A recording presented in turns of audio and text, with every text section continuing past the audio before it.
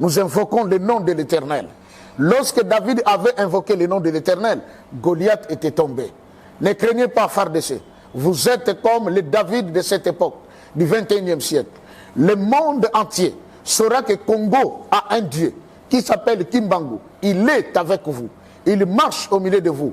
Accomplissez sa volonté et n'ayez peur de personne. Ne soyez ni effrayés, ne soyez ni dérangés dans votre mental. Gardez votre mental toujours positif.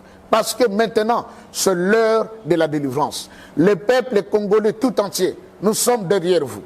Le peuple congolais tout entier compte sur ces vaillants militaires, ensemble avec Dieu. Comme il est écrit, avec Dieu nous ferons des exploits. Et il écrasera nos ennemis. Je voudrais simplement dire au peuple congolais, ce que nous sommes en train de subir aujourd'hui, ce n'est pas du nouveau. Parce que Salomon a dit, il n'y a rien de nouveau sur terre. Ce qui est a déjà été. Et ce qui a été, c'est ce qui sera. Savez-vous qu'il y a eu la sécession au Congo? Savez-vous qu'il y a eu la guerre de 80 jours au Congo? Savez-vous que le Congo à un certain moment a été divisé? Et qu'un sujet occidental du nom de Jean Scram, c'était même déjà autoproclamé président de la République du Zaïre du côté de l'Est, où les vieux Kalonji avaient pris les Kassai, où les Moïse Tchombe avaient pris les Katanga. Mais le président Mobutu ayant compris ce qu'a été la force de papa Joseph Dangenda, qui n'est autre que lui-même Simon Kimbangu, il est venu, il a dit au monde, le pays est en train d'être détruit. Est-ce que nous devons rester comme ça? Fais quelque chose. Dis-moi ce qu'il faut.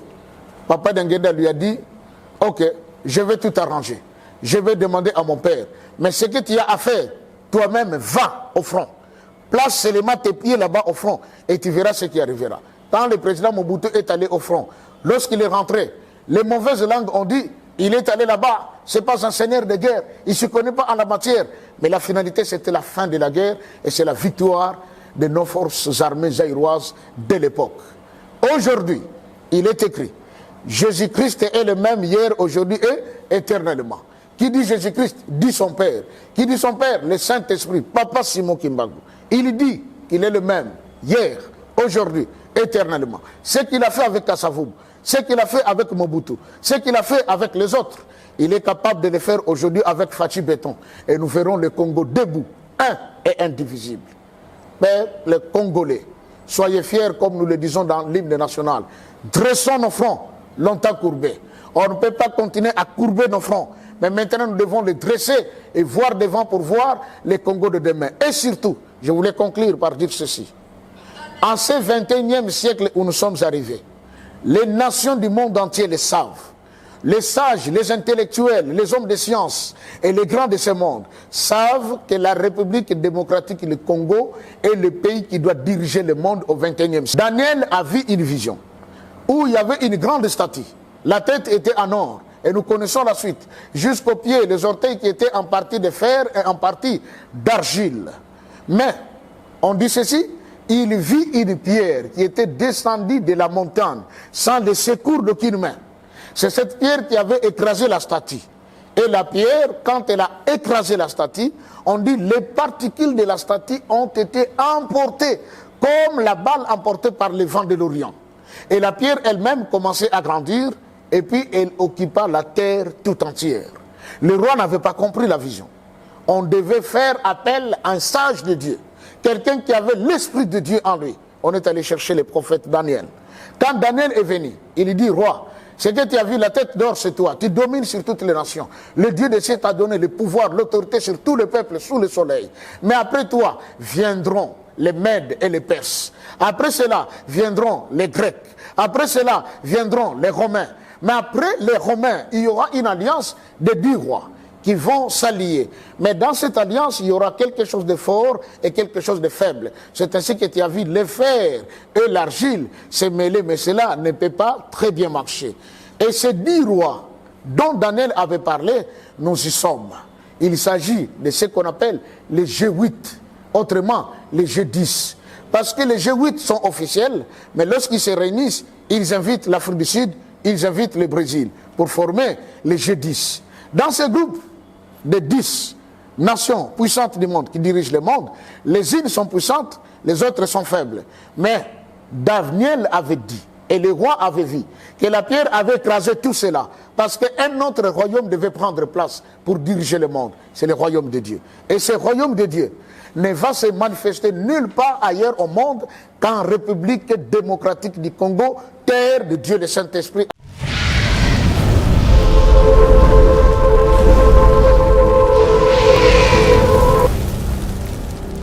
Nous sommes arrivés au temps comme celui d'Élie. Jusqu'à quand nous devons clocher des deux côtés. Élie avait dit, ou c'est Baal qui est Dieu, ou c'est l'Éternel qui est Dieu. Papa Simon a dit, nous avons invoqué beaucoup de dieux, mais le Congo demeure le même. Aujourd'hui, il nous demande de le mettre, lui, à l'épreuve. On lui demande, lui, qu'il vienne au secours du Congo. Et nous allons voir ce qui arrivera après. Donc, 30 ans de prison de Papa Simon, 30 ans de guerre, ça suffit. À nos FARDC, nos vaillants militaires, vous qui êtes en train d'être marginalisés par les uns et les autres, par des presses dont on ne peut citer les noms ici, en disant que vous êtes faibles. Et on a même dit que la République démocratique du Congo n'a pas assez d'armes sophistiquées pour faire face aux ennemis qui l'entourent ou qui l'agressent. Mais il y a une chose, il est écrit, ceux-ci s'appuient sur leurs chars, les autres sur leurs chevaux. Mais nous invoquons le nom de l'Éternel. Lorsque David avait invoqué le nom de l'Éternel, Goliath était tombé. Ne craignez pas, FARDC. Vous êtes comme les David de cette époque, du 21e siècle. Le monde entier saura que Congo a un Dieu qui s'appelle Kimbangu. Il est avec vous. Il marche au milieu de vous. Accomplissez sa volonté et n'ayez peur de personne. Ne soyez ni effrayés, ne soyez ni dérangés dans votre mental. Gardez votre mental toujours positif.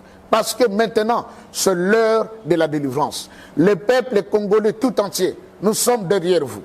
Le peuple congolais tout entier compte sur ces vaillants militaires, ensemble avec Dieu. Comme il est écrit, avec Dieu nous ferons des exploits. Et il écrasera nos ennemis. Je voudrais simplement dire au peuple congolais, ce que nous sommes en train de subir aujourd'hui, ce n'est pas du nouveau. Parce que Salomon a dit, il n'y a rien de nouveau sur terre. Ce qui est a déjà été. Et ce qui a été, c'est ce qui sera. Savez-vous qu'il y a eu la sécession au Congo? Savez-vous qu'il y a eu la guerre de 80 jours au Congo? Savez-vous que le Congo, à un certain moment, a été divisé? Et qu'un sujet occidental du nom de Jean Scram, c'était même déjà autoproclamé président de la République du Zaïre, du côté de l'Est, où les vieux Kalonji avaient pris les Kasaï, où les Moïse Tchombe avaient pris les Katanga. Mais, le président Mobutu ayant compris ce qu'a été la force de Papa Joseph Ndangenda, qui n'est autre que lui-même Simon Kimbangu, il est venu, il a dit au monde, le pays est en train d'être détruit. Est-ce que nous devons rester comme ça? Fais quelque chose. Dis-moi ce qu'il faut. Papa Ndangenda lui a dit, ok, je vais tout arranger. Je vais demander à mon père. Mais ce que tu as à faire, toi-même, va au front. Place seulement tes pieds là-bas au front et tu verras ce qui arrivera. Quand le président Mobutu est allé au front, lorsqu'il est rentré, les mauvaises langues ont dit, il est allé là-bas, ce n'est pas un seigneur de guerre, il ne se connaît pas en la matière. Mais la finalité, c'était la fin de la guerre et c'est la victoire de nos forces armées zaïroises de l'époque. Aujourd'hui, il est écrit, Jésus-Christ est le même hier, aujourd'hui et éternellement. Qui dit Jésus-Christ dit son Père. Qui dit son Père? Le Saint-Esprit, Papa Simon Kimbangu. Il dit qu'il est le même hier, aujourd'hui, éternellement. Ce qu'il a fait avec Kassavoum, ce qu'il a fait avec Mobutu, ce qu'il a fait avec les autres, il est capable de le faire aujourd'hui avec Fachi Béton. Et nous verrons le Congo debout, un et indivisible. Mais les Congolais, soyez fiers comme nous le disons dans l'hymne national. Dressons nos fronts longtemps courbés. On ne peut pas continuer à courber nos fronts. Mais maintenant, nous devons les dresser et voir devant pour voir les Congos de demain. Et surtout, je voulais conclure par dire ceci. En ce 21e siècle où nous sommes arrivés, les nations du monde entier le savent. Les sages, les intellectuels, les hommes de science et les grands de ce monde savent que la République démocratique du Congo est le pays qui doit diriger le monde au 21e siècle. Daniel a vu une vision où il y avait une grande statue.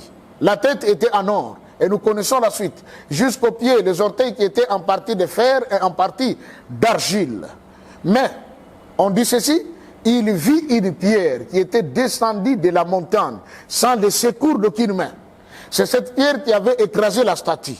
Et la pierre, quand elle a écrasé la statue, on dit les particules de la statue ont été emportées, comme la balle emportée par les vents de l'Orient. Et la pierre elle-même commençait à grandir, et puis elle occupa la terre tout entière. Le roi n'avait pas compris la vision. On devait faire appel à un sage de Dieu, quelqu'un qui avait l'esprit de Dieu en lui. On est allé chercher le prophète Daniel. Quand Daniel est venu, il lui dit, roi, c'est que tu as vu la tête d'or, c'est toi. Tu domines sur toutes les nations. Le Dieu des cieux t'a donné le pouvoir, l'autorité sur tous les peuples sous le soleil. Mais après toi viendront les Mèdes et les Perses. Après cela viendront les Grecs. Après cela viendront les Romains. Mais après les Romains, il y aura une alliance de 10 rois qui vont s'allier.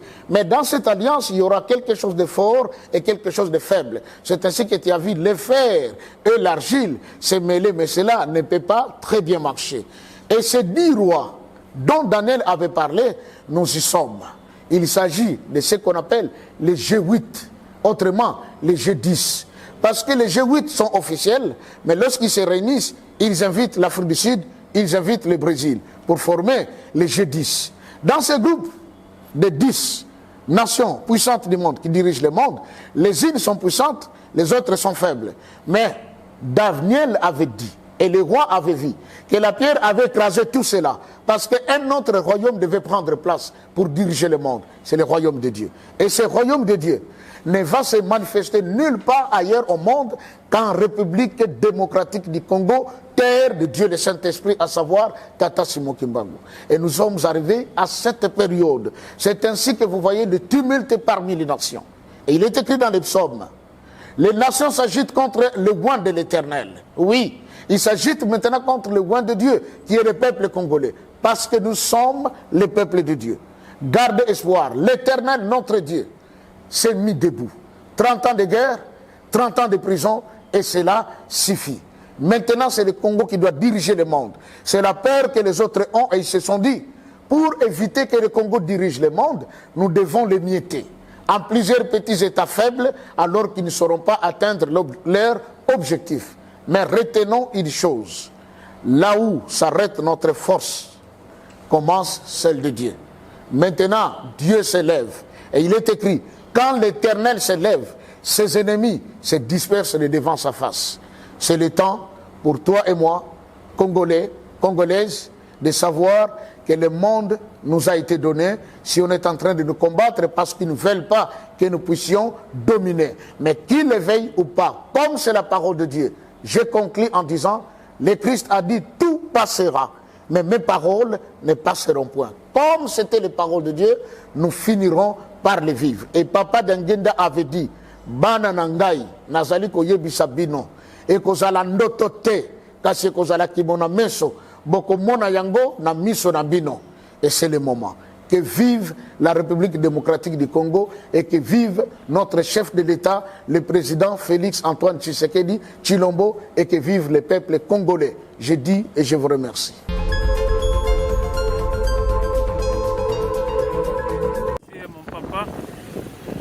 Mon papa, vous constatez là-bas, c'est la guerre ici. Les militaires sont devant nous là-bas. Nous sommes à moins de 10 km d'ici, dans la cité de Saké.